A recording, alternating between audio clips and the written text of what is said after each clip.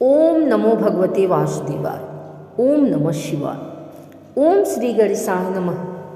हे भक्तजनों, आज हम आप सभी के समक्ष सनातन धर्म की अत्यंत पावन और चमत्कारी कथा, द्वादशी व्रत की अद्भुत कथा श्रद्धा और भक्ति के साथ प्रस्तुत कर रही हूँ।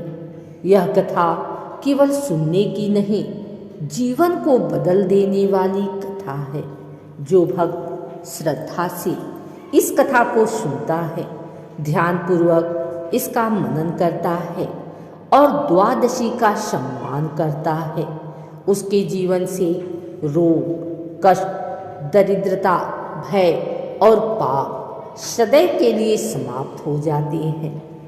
कथा आरंभ करने से पूर्व आप सभी से विनम्र निवेदन है, मन, वचन और कर्म से पवित्र होकर भगवान विष्णु का स्मरण करें और जय श्री हरि का उच्चारण करें। जय श्री हरि। सनातन धर्म में द्वादशी तिथि भगवान विष्णु को अत्यंत प्रिय है। यह तिथि पापों का नाश करने वाली, पुण्य को बढ़ाने वाली और मोक्ष का मार्ग खोलने वाली मानी गई है। जो मनुष्य द्वादशी का अपमान करता है, उसे जीवन में बार बार कष्ट भोगने पड़ते हैं, और जो श्रद्धा से द्वादशी का व्रत करता है, हरि नाम का स्मरण करता है और दान पुण्य करता है, वह इस लोक में सुख और परलोक में वैकुंठ को प्राप्त करता है। बहुत समय पहले की बात है। नैमिषारण्य के पवित्र वन में महर्षि सूत जी विराजमान थे। अनेक ऋषि मुनि उनके चरणों में बैठे हुए थे।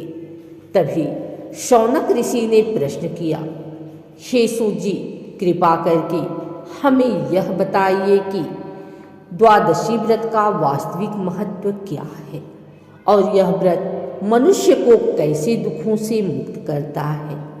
सूत जी बोले, हे ऋषियों, आज मैं तुम्हें द्वादशी की ऐसी अद्भुत कथा सुनाऊंगा जिसे स्वयं भगवान विष्णु ने देवताओं को सुनाया था।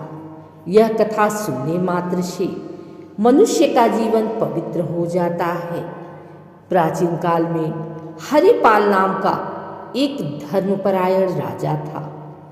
वह प्रजा का पालन करता था, न्याय प्रिय था, लेकिन एक दोष था, वह द्वादशी का व्रत नहीं करता था। राजा एकादशी तो करता, पर द्वादशी को भोजन कर लेता और नियमों का पालन नहीं करता। एक दिन राजा ने द्वादशी के दिन ब्राह्मणों को भोजन नहीं कराया, दान नहीं किया और अहंकार में भोजन कर लिया। कुछ ही समय में राज्य में अकाल पड़ा।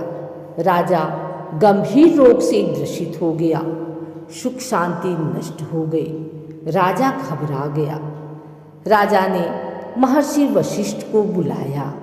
ऋषि ने कहा, हे राजन, यह सब द्वादशी के अपमान का फल है। यदि मुक्ति चाहते हो तो द्वादशी व्रत को विधि पूर्वक करो। राजा ने संकल्प लिया। प्रातः ब्रह्म मुहूर्त में स्नान, भगवान विष्णु का पूजन, तुलसी अर्पण, ब्राह्मण भोजन, गरीबों को दान और द्वादशी पारण विधि से राजा ने पूरी श्रद्धा से द्वादशी व्रत किया। द्वादशी की रात्रि राजा को स्वप्न आया। भगवान विष्णु प्रकट हुए और बोले, हे राजन, द्वादशी व्रत से तुम्हारे सभी दोष नष्ट हो गए हैं। अब तुम्हें कोई भय नहीं। अगले दिन राजा स्वस्थ हो गया। राज्य में वर्षा हुई, प्रजा सुखी हो गई। सूत जी बोले, हे ऋषियों, जो द्वादशी के दिन अन्नदान करता है, वस्त्रदान करता है, दीपदान करता है, उसके जीवन से गरीबी हमेशा के लिए चली जाती है। जो स्त्रियां द्वादशी का व्रत करती हैं, तुलसी पूजन करती हैं, भगवान विष्णु का स्मरण करती हैं, उन्हें अखंड सौभाग्य, संतान सुख और पारिवारिक शांति प्राप्त होती है। जो व्यक्ति द्वादशी की कथा सुनता है, दूसरों को सुनाता है, उसके पितृ तृप्त होते हैं, कुल का उद्धार होता है और वैकुंठ की प्राप्ति होती है।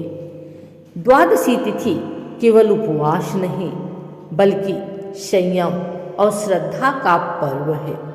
जो मनुष्य द्वादशी का सम्मान करता है, अहंकार छोड़ता है और सेवा भाव रखता है, वह भगवान विष्णु का प्रिय बन जाता है। जो भक्त इस कथा को पढ़ता है, सुनता है और सुनाता है, उसे 100 एकादशी व्रत का फल, गंगा स्नान का पुण्य और मोक्ष की प्राप्ति निश्चित रूप से होती है। इसी के साथ द्वादशी की अद्भुत कथा संपूर्ण हुई। भगवान विष्णु आप सभी की मनोकामनाएं पूर्ण करें। ओम नमो नारायणाय। जय श्री हरि।